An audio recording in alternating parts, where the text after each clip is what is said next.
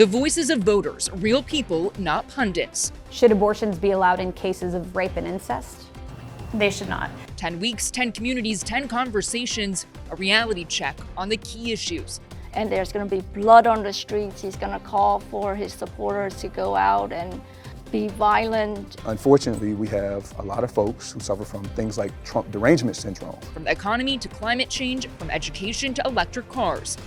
I think they should push the hybrids for a longer period of time before just making everybody trying to make everybody switch over to the EVs. Now on this special edition of Scripps News Reports, Path to the White House.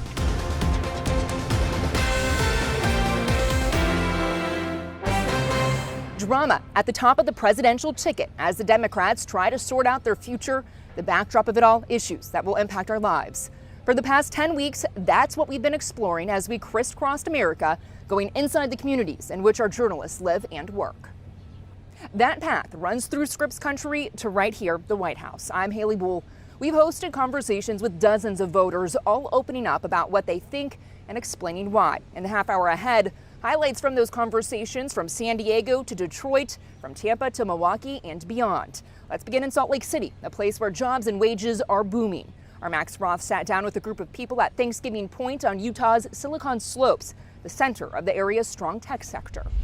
It's the first time that I've known in my 18 years in working in economic development in the state of Utah that the things that people are talking about at work are also the same things that people are talking about home. Can I afford to pay my rent? Can I afford to go to the grocery store because the food prices are so high? And especially if I'm a dual income family, what am I going to do about childcare? Okay, those are really interesting things. Inflation, housing. What do you hear, Marilee, when you hear that? What's going on with housing? Housing is a hot topic right now, mainly because of the interest rates and the fact that the interest rates have been so high, but the prices aren't coming down. Yeah, today home ownership is an unattainable dream for many of people my age. I represent Gen Z, the youngest ever elected city council member, and I think it's something that we have to consider. I think we see a demand for housing. District 4 is made up of 84% renters. We see less and less housing opportunities. Sometimes parents are debating the fact that they have to pay either rent, car payment, or childcare, right? And well, I feel that if we focus on providing a good quality childcare to parents, we're gonna find innovative ways to make childcare affordable. The hard thing now is, so goods inflation has come back down. At least the prices aren't going up anymore. Yeah. Food and energy. But now the inflation is moving over to services. And what does that mean? What are we talking about? Oh, everything other than goods. So whether it's a CPA or an attorney or a barber, you just go to the barber shop, it's much more expensive than it was. And prices are up 20% in the last 4 years, and they're not going back down. And so people are trying to adjust to this new reality of higher prices. So I think politicians and policymakers and leaders need to acknowledge how people feel right now. We need to be honest about it and say, now how do we address it? That was Max Roth in Salt Lake City. Our path to the White House also took us through Detroit, where America's big three automakers are trying to catch up to Tesla on the road to electric vehicles. Mike Duffy heard from voters who said it might be good to tap the brakes. In a poll with the Associated Press, U.S. adults said range was a major reason not to buy an EV. So as early adopters, have you guys seen any problems so far? I've been driving my EV for about 1.5 years, and I noticed that in the winter I do get less miles, but I can get over 300 miles on a charge. So I feel like that does take you pretty far. We are fortunate in that we have a charger at our home. So I can see where range anxiety can be a thing for people that don't have that luxury. But I also have managed to be able to get twice the EPA rating out of our vehicle in our commute.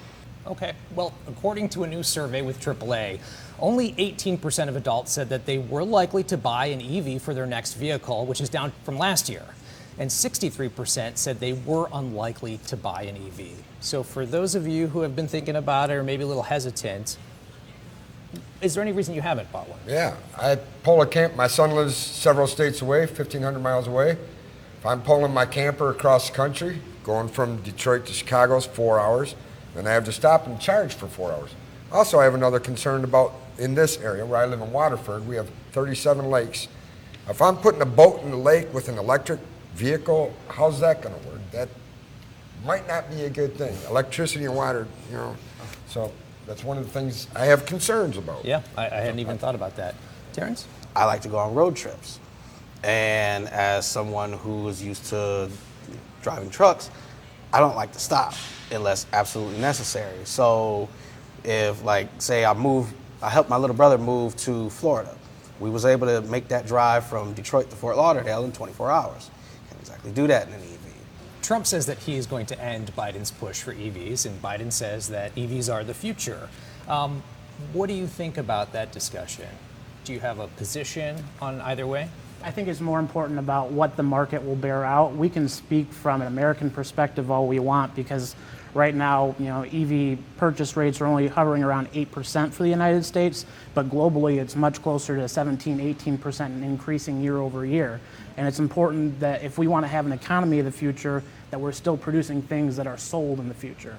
If we want to be a part of that system and economy, right now, Tesla might be the #1 global automaker for electric vehicles, but numbers 2 through 5 are all Chinese brands. I think they should push the hybrids for a longer period of time before just making everybody trying to make everybody switch over to the EVs. Right, I know everyone goes back to like this is our normal, but we had to go from horse and carriage to Model T, so there's always going to be a transition period, and we just don't know what this one looks like. That was Mike Duffy in Detroit. In this campaign, the Democrats are trying to turn the fight over abortion rights into another 4 years here in the White House. That battle on full display when Addie Guajardo sat down with voters in Arizona. To say that someone should have a baby regardless of their circumstances is very unfair, and I think is mostly due to a lack of life experience. I went to war after having an abortion in the United States Marine Corps, where I was aggressed for 10 years, a victim of military sexual trauma, assault, harassment on an everyday basis. I did not have the financial means to have another baby, and we were getting ready to go to war. And it was a factor on how I would get to progress in my career. One thing that I just want to clear up, pro-life laws never don't allow for miscarriage treatment or ectopic pregnancy treatments such as the ones that have been stated. A miscarriage treatment means that your baby has passed away and you need to have a similar procedure as an abortion. So just to be clear on that, if I may, whether or not the intention of people who are against abortion is for laws to be a certain way, we still have to operate in reality. And how are these laws actually going to play out in practice? So we went to the emergency department and my miscarriage stalled. And I stopped miscarrying. I had an ultrasound and I was still pregnant. There was no heartbeat and they would not give me a procedure. They did offer me some medication that would make me start bleeding again and said when I had bled enough that maybe a procedure would be available to me. So to suggest that because an intention of an organization for the intention of a law based on a movement is one thing, it does not mean that that's how it's going to play out in reality. You also can't write laws permitting abortion on the hypothetical that the child's going to grow up in a difficult circumstance or the hypothetical that the child's going to grow up in poverty. Should abortions be allowed in cases of rape and incest? Heather? No, they should not. We also see that those babies should not be paying for the crimes of their fathers. Jojo, this is a very personal topic for you. Would you like to respond to that? It's difficult because it's such a viewpoint that I just don't understand. I'm really sad for the women that come behind me that don't have the same rights that I had just a few years ago. I'm really sad that I served in this United States military and made sacrifices and gave up my body, and that I still can't have the autonomy of my own body. A quick break, then we're back with more highlights from our conversations across America. Full automatic fire coming from, it looks like a high position, maybe the Mandalay Bay. We're in Las Vegas, the site of America's deadliest mass shooting by a single gunman, and Florida, where battles over book bans are reshaping the education debate. This is Scripps News Reports' Path to the White House. Back now from the White House and the candidate's quest to live here the next 4 years. There are some certainties of what the person taking office in 2025 will have to face at some point. Unfortunately, they will likely have to respond to yet another horrific mass shooting. Gun violence, now as American as apple pie. Steve Sebelius recently sat down with voters in Las Vegas, the site of the deadliest mass shooting by a single gunman in American history. It was traumatic for me, and still just the sound of the da-da-da-da-da-da-da. I still have nightmares about that. So even though it happened almost 7 years ago, it still seemed like it was yesterday. Natalie, you and Amanda both share an experience. You were there at UNLV on the day of the UNLV shooting. How has that experience affected your view on this issue? Honestly, it's definitely changed it. I used to kind of have like a lot stricter views on gun laws and everything, and kind of seeing that it's changed it, but at the same time, it's different. I mean, I want, you know, our campus to be safe, and I want people out there who are going to be able to keep it safe. Amanda, what do you think? It brought gun violence to my safe place, and to see the impact on me emotionally, professionally, to see my colleagues and us trying to, you know, continue to provide a quality educational experience while we're traumatized, and seeing my students going through this has definitely made the issue more important to me. I have more deep empathy for anybody who's been impacted by gun violence, and sadly it's more and more and more people every day. Tom, you were a Las Vegas police officer for a long time, served at Las Vegas Metropolitan Police Department. You carried a gun for all that time for the opposite reason of what happened at UNLV, to keep people safe. How has that experience affected your view on this? We're on a road in the United States to where the type of violence and the scale of violence is nothing like, you know, we've encountered in our history in reality. And so, you know, it has impacted me. I responded to 1 October. I walked the grounds out there. We picked up bodies. You know, I've been in a lot of things over my career, and I've seen the horrific side of it as well. Guns bring some value, but sometimes they need some regulation and some control. If you're a perpetrator going in there to hurt somebody or some people, you're less likely to do that if you're going into a room where you know there could be other people with guns. But when you're going into a no-gun environment, in my opinion, that makes me nervous, because anybody could come in and open fire just unabated completely. That was Steve Sebelius in Las Vegas, hosting one of the near dozen conversations we've had with voters over 10 weeks. This half hour, the highlights of what we've learned that includes a battle over book bans and education in Florida. The governor will tell you the reason that these book challenges needed to happen, why the legislature needed to craft the law, was because we were finding what he would call pornography in the classroom in elementary schools. But there is also a concern that these book challenges have gotten out of control, and we are seeing hundreds of books that are now being challenged, some of them modern classics. I don't know who wants to start on that one. Well, I'll agree with Maria that it very much is about parental involvement. At probably 9 or 10 years old, he picked out the book, The Fault in Our Stars. And we were packing for vacation. It was on audiobook, and his father heard a segment of it and did not like it and did not think our child was ready for that. But that is an example of involved parents. We could then have that discussion in our home, but it was not our right to tell our library to take that book off the shelves. These books are not just art. I've challenged 3 books of my own. And the books that I challenged had explicit conversations about sexual activity, stuff that curled your hair to read it. And you're like, this is in a 5th grade library? This is in a 3rd grader's library? What is going on? For Saunders, there in Florida, our conversations over the past 10 weeks have been wide-ranging. Out on the West Coast, our Lindsay Pena heard from a group of veterans opening up about the issues that matter to them. Veteran homelessness is actually something pretty common, or just finding the ability or the resources to prevent going homeless. So oftentimes veterans find themselves in positions where they're couch surfing, and some might even have families, and they can't access these resources until they've already spent their first days on the street. I got out almost 18 years ago, and I'm only now taking advantage of VA benefits that I was entitled to for the entire 18 years.